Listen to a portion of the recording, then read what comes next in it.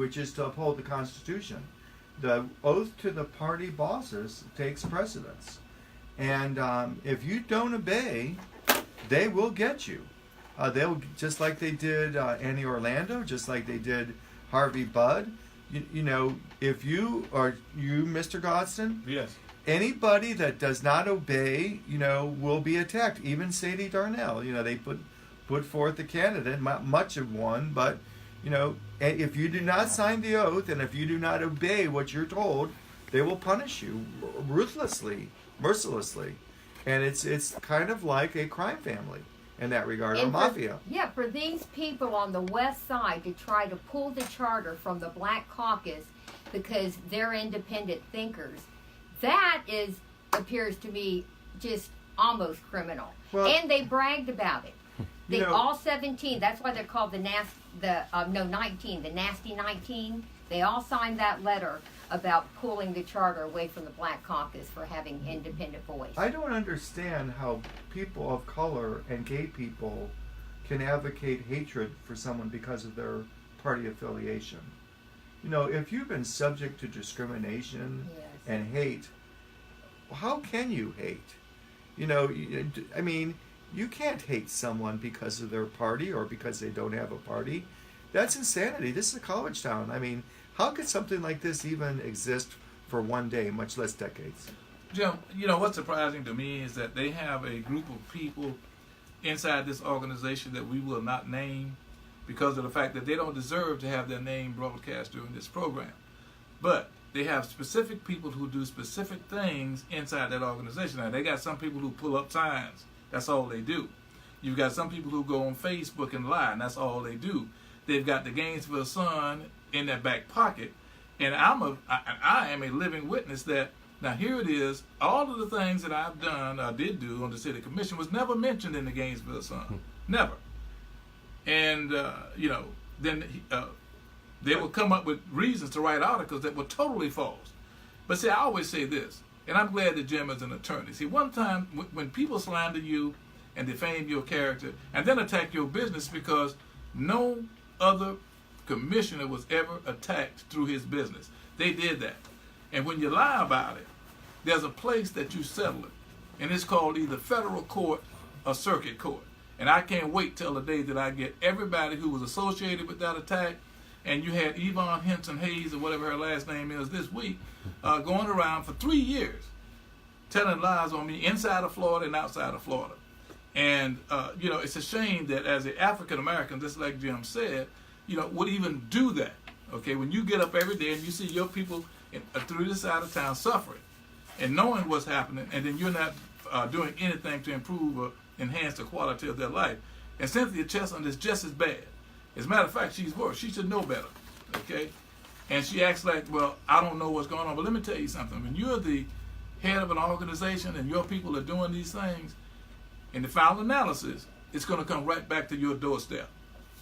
And believe me, when you have to go into court or go into deposition, and Jim, you're an attorney, and hold up your right hand and agree to tell the truth and nothing but the truth under penalty of perjury and years in prison, I promise you, it's going to be some people singing like a bird, all right?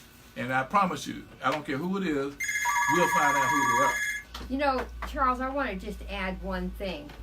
What it comes down to is these West Side folks, these West Side party bosses in this organization that will remain, we won't say the name of the organization, they want groupthink on that city commission.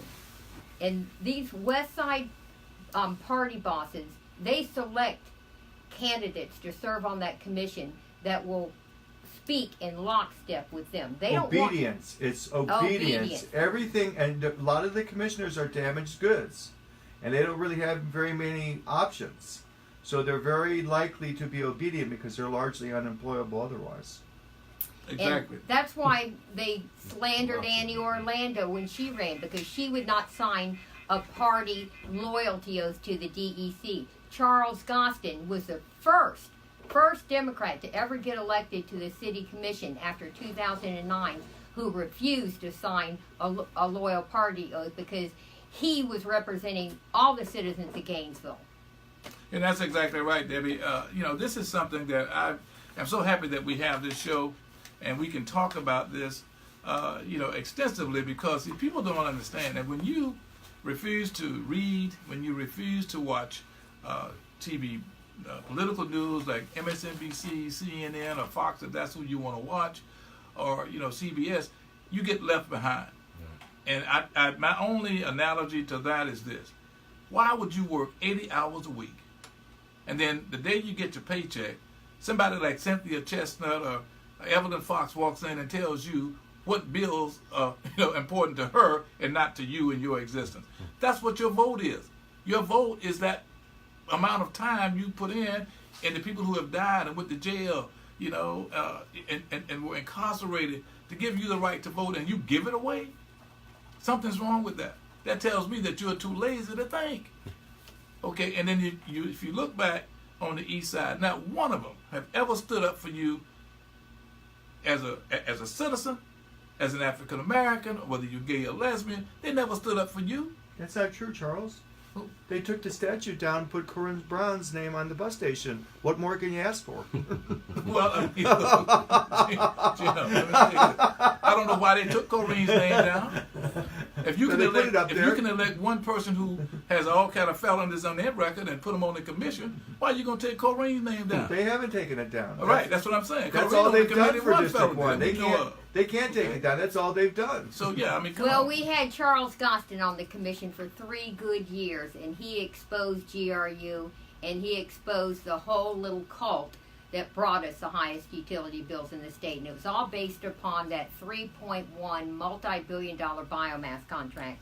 And I just wanted to say one thing, is the people on the west side have convinced a few community leaders like Cynthia Chestnut and Evelyn Fox to go out into the neighborhood and tell the folks living on the east side to vote no against their own best interests. Here we have an opportunity on the east side to vote to lower our GRU bills, and they're telling us to vote no. Now, all you have to think about it, since 2009, has GRU been good to you? Did GRU help your utility bills go down? No, they didn't. So you need to vote yes to bring in local experts and take it away from GRU management. They've done nothing to help us. We need to bring in experts to manage our utility, to lower our bills.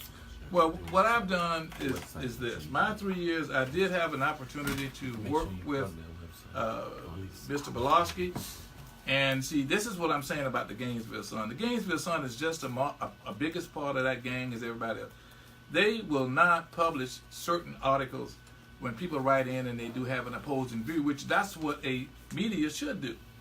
And they have every other media wrapped up in this. They got TV 20 wrapped up in it. They've got other folks. And the only people that they cannot control is Channel 5. Now, Channel 5 will go out and get the news as it is. Okay, it's given to you in a very unfiltered process. But like I said, they attacked my magazine, what they did. And they did it with no evidence, no input. And who started this was Hutch Hutchison. He told a lie. And that's why I hope that no African American, if Hutch Hutchison decides to run for public office again, that no African American in the city and the county will vote for him. Okay? He went out and lied and said, I forced him to advertise in the Voters Guide. Now here it is, the DEC has been around just about as long as the African American Voters Guide has been in existence. Now I say to you, if the DEC or anybody else was interested in getting information to African American and minority voters, they would have had a magazine, and I wouldn't have had to create one. Okay? But the less you know about somebody, the easier it is to go into the ballot box and do what they tell you to do. And I'm saying the fight was too hard to be ignorant like that. And Hutch Hutchison lied. He told Begin that lie. Begin spreaded the lie. And I hope she says that it's not true, because I've got too many witnesses who she told that lie to. And I tell people all the time, I don't even like Hutch Hutchison. I never did, because I know he was a perpetrator. Okay? And so it's not that I would do anything other than send him the packet that I sent every candidate. I think I sent Jim one when he was running and everybody else won. And it was your choice if you wanted to be in it or not. If you cared about the black vote, you would want to be in it. Okay? But if you were taking the black vote for granted, thinking they're going to put D all the way down when they vote, then you don't care. It's like what a car dealership owner told me one time. I said, well, look, I'd like for you to be a sponsor for FAMU football. So we can get African Americans to understand that you support their issues and their contribution to the bottom line here at your dealership. This man told me flat out, Charles, I'm not going to advertise to black people. They're going to come in anyway. Why should I advertise? May I tell you a little bit about Mr. County Commissioner Hutch Hutchinson? Yes, go ahead. It appears to me it's a pattern with this little cult of people. Hutch Hutchinson, Pegeen Hanrahan, Susan Botcher. Any commissioner or candidate who's an independent thinker that will speak out about the injustice of sky-high GRU bills, they get attacked. Hutch Hutchinson donated $250 to an out-of-state PAC to slander a liberal Democrat, Annie Orlando, because she spoke up for the lower-income people who are getting slammed by sky-high GRU bills. And you're right. So this is the kind He also gave $100 to Brian Eastman's PAC to promote the no vote, along with the city lobbyists who gave $5,000. And this is what I'm talking about. They're spending citizens' money to vote against their best interest. That is crazy. That's also insane. illegal. They're not supposed to do it. They're just doing it through their lobbyists. But they've gotten away with doing anything that they want to do. Okay? The same way they allowed on us. Let me tell you something. People don't understand how treacherous these people are. And like I said, I would not vote for anybody, that would do the things that these people have done. Okay? They took Debbie and I, and all of us, to Jacksonville. We never had a local hearing. Like, I'm still waiting to get my notification. I filed a complaint against the DEC based on their own bylaws, not mine, because I'm a member of the Black Caucus. Or I used to be, but, and they law. Now, how can you lose my complaint? Maybe I've got a lawyer. He's, you don't get through law school without being intelligent. How can you lose my complaint, but it ends up in the Gainesville Sun if they're not in bed together? How do you do that? Well, going back to the vote no signs, they were given $5,000 to fund their PAC to print yard signs in nasty, By the city lobbyists. Yeah, by Tallahassee lobbyists that the city commissioners paid them our money. Citizens, Gainesville citizens, had to pay for First to prevent the vote. Yes. And then to confuse the voters. And the difference between them, using our money to give to Tallahassee lobbyists to give to this PAC, the biomass people that brought us the highest utility bills, to convince lower income people to vote no. So the difference between them and Citizen Coalition PAC, where you see the thumbs up to vote yes to lower your bill, vote yes on the GRU referendum, we are people who have gotten stuck paying the highest utility. We're grassroots. We're just individual people. We're not Tallahassee lobbyists. And I want to give you all our website so you can learn more about why you need to not only go out there and vote for the GRU authority, which is titled Municipal Referendum, why you need to vote yes, but you can find out, read the whole bill for yourself.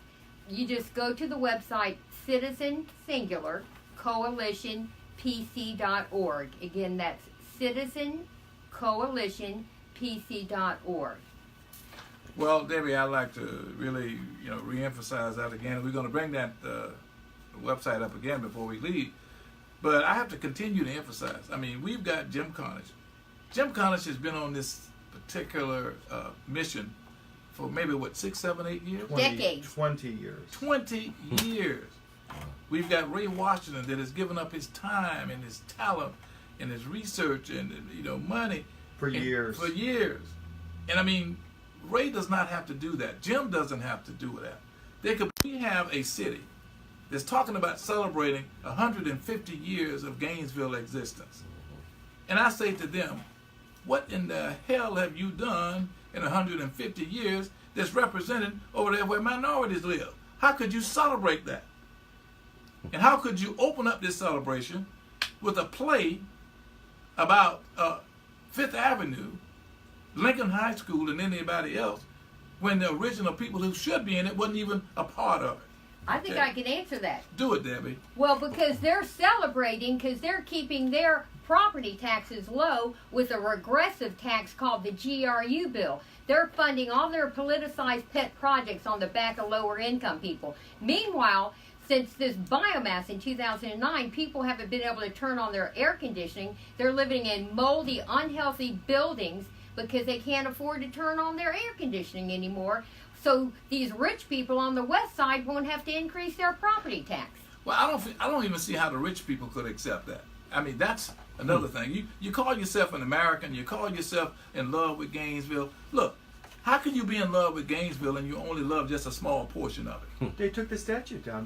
They're satisfied. Because it's a cult. This little group of people, Pegeen Hanrahan, Susan Botcher, Tommy Hawkins, they're a little cult. And they think that they can transform the city on the backs of lower income people. Don't be fooled.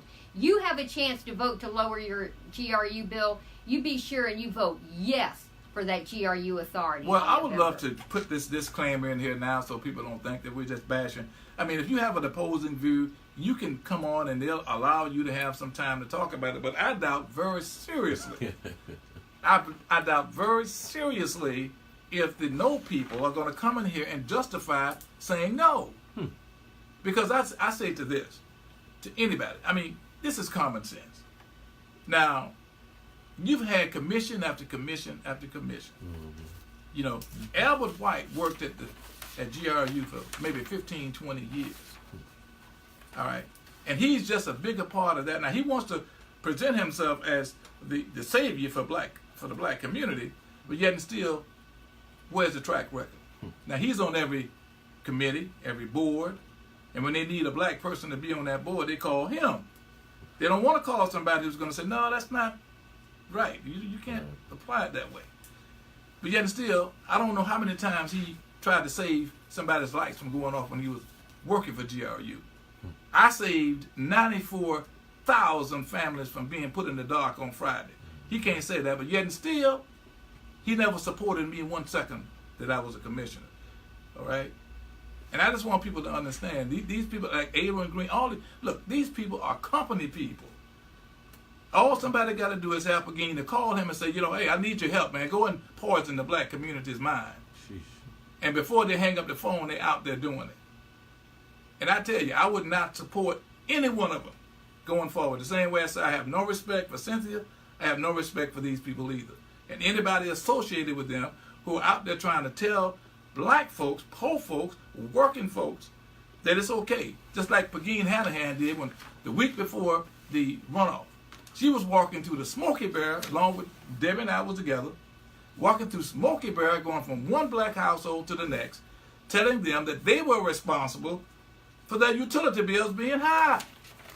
That group was called Indivisible. They hijacked a national organization to come down here and tell people living in Gainesville, lower income people, that their bills were high because they didn't conserve enough. They don't even have their darn air conditioners on. They can't conserve anymore. Right. And like I said, we're going to continue this and we're going to go down these other amendments. But if Jim has a comment, about GRU, he can break in at any time and tell us about it. But this is politically speaking, the show that they never saw coming. This group, this gang, this, I don't want to say mob because Trump uses that too much. A cult. But, A disgraced cult of they personalities. never saw this coming. And I told them that this was round one of a 15-round heavyweight fight. We just got it started. So we'll be right back with Politically Speaking in 60 seconds. Hang in there. Cynthia doesn't even live in Detroit. She was in Duck. Yeah. She's with the elites. She's living with me, man. She's one block up. Right. Between me and Papati. and I'm